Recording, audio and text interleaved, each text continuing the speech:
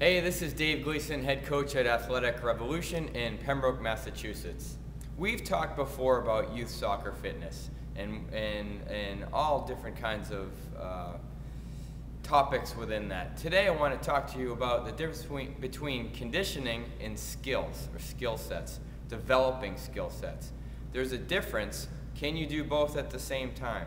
The reason I want to bring this up is that any coach will know, whether it's a youth fitness coach like myself, or a youth soccer coach like myself, or a coach of any sport, you only have a limited time with your kids. So what do you do?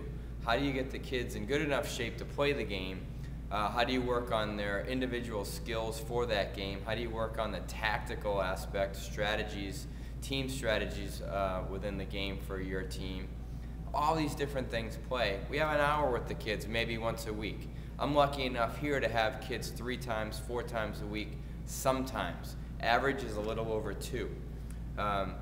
With that, there is a vast difference between skill development and conditioning. Anybody can do conditioning for a young athlete. Yes, anybody. No matter what you do, throw some cones out there, have the kids run back and forth for 6 weeks, you're going to see improvements. They're going to get faster, they're going to start moving a little bit quicker in between the cones, jumping higher, all these different things. The real question is, have they improved on their skill level?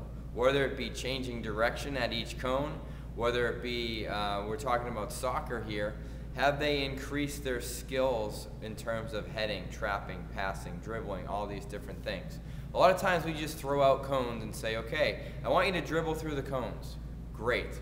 Have you gone over what part of your foot you can dribble with? What happens if you're dribbling with the inside of your foot and your toes pointed out as opposed to in, or your toes pointed straight ahead? Where does the ball go?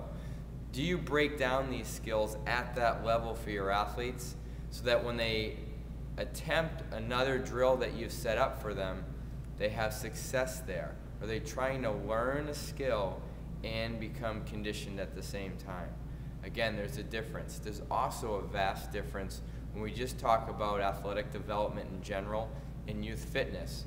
Again, throwing out cones or just doing push-ups for time without any coaching there at all is a big mistake.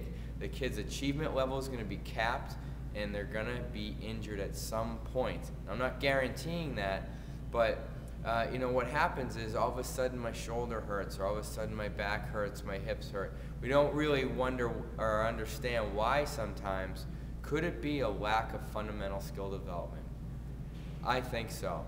I think this leads to the fact that there are non-trauma related injuries happening to young athletes from the age of 6 to 18, and there's more and more and more of that happening every single year. That's alarming to me. We need to do something about it. If you want to find out more about this, please go to iyca.org. That is the homepage for the International Youth Conditioning Association, where you'll not only find out more ways to combine conditioning with skill development for your young soccer players, but any athlete that you might be dealing with. Again, it's iyca.org. Thanks for your time, and we'll talk to you again real soon.